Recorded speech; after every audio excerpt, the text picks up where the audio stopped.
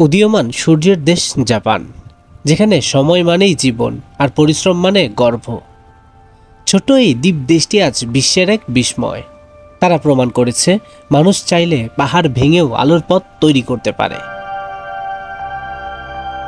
1945 সালে দ্বিতীয় বিশ্বযুদ্ধের শেষ ভাগে হিরোশিমা আর নাগাসাকি এক মুহূর্তেই ধ্বংস হয়ে গেল দুই শহর। পৃথিবী ভেবেছিল জাপান শেষ, কিন্তু না, জাপান তখনও বেঁচে ছিল, তাদের মানসিকতায়, তাদের আশায়। ধ্বংসস্তূপ থেকে আবারও তারা গড়ে তুলেছিল নিজেদের দেশ, নিজেদের ভবিষ্যৎ, নিজেদের গর্ব। এই পুনর্জন্মের গল্পটাই আজকের জাপানকে গড়ে তুলেছে। জাপান এমন এক দেশ যেখানে সময় কেবল ঘড়ির কাঁটা নয়, এটা এক ধরনের বিশ্বাস। ট্রেন যদি মাত্র 30 সেকেন্ড দেরি করে, পুরো শহর ক্ষমা চায়, কারণ সময়ের প্রতি তাদের শ্রদ্ধা জাতি হিসেবে তাদের সবচেয়ে বড় শক্তি। সকাল থেকে রাত পর্যন্ত অফিস, স্কুল, ট্রেন, রাস্তা সবকিছু চলে নিখুঁত নিয়মে, যেন প্রত্যেক নিজের জীবনের পরিচালক।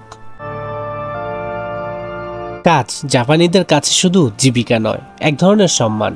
কেউ ছোট কাজকে ছোট মনে করে না, কারণ তারা জানে প্রত্যেক দায়িত্বই লুকিয়ে আছে দেশের উন্নতি। দোকানের বিক্রেতা থেকে শুরু করে বড় কর্পোরেটর অফিসার, সবাই কাজ করে এক উদ্দেশ্যে, আমার কাজেই আমার দেশকে এগিয়ে নেবে। এই মনোভাবই জাপানকে করেছে বিশ্বের তৃতীয় বৃহত্তম অর্থনীতির দেশ। আধুনিকতা এসেছে, প্রযুক্তিও ছুঁয়েছে চূড়া, তবুও জাপান তাদের শিকড়কে ভুলে যায়নি।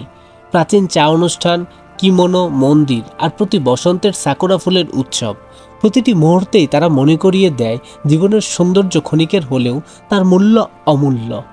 ঐতিহ্য আর আধুনিকতার এই মেলা বন্ধনেই জাপানের আসল পরিচয়। জাপানের স্কুলে শিশুরা নিজেরাই ক্লাসরুম পরিষ্কার করে, নিজের বই, নিজের জিনিস নিজেরাই গুছিয়ে রাখে।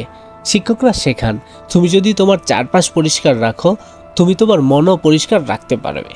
এখানে শিক্ষার শুরু হয় বই থেকে নয়, শুরু হয় দায়িত্ব থেকে।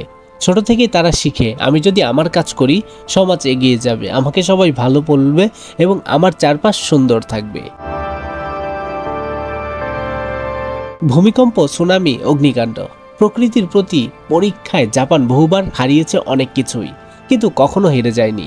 কারণ তারা জানে পতন জীবনের অংশ, কিন্তু পূর্ণ জাগরণ জীবনের আসল অর্থ। বিপর্যয়ের পর তারা একে অপরকে সাহায্য করে, হাসে, আবার কাজও শুরু করে। এটাই জাপানের মানবতা, যেখানে জাতি মানে শুধু মানুষ নয়, একে অপরের প্রতি দায়িত্ব।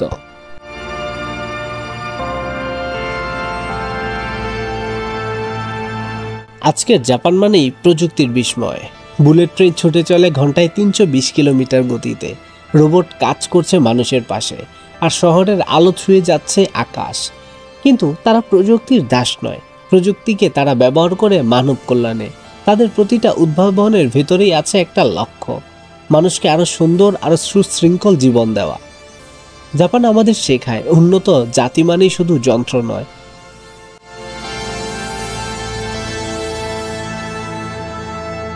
উন্নতি মানে মনের শৃঙ্খলা, পরিশ্রম, সততা, সময় আর ভালোবাসা। এই চারটি তাদের জাতিকে করেছে অনন্য। হয়তো এই কারণেই পৃথিবীর অনেক জাতি হারিয়ে গেলেও জাপান থেকে যায় অনুপ্রেরণার হয়ে।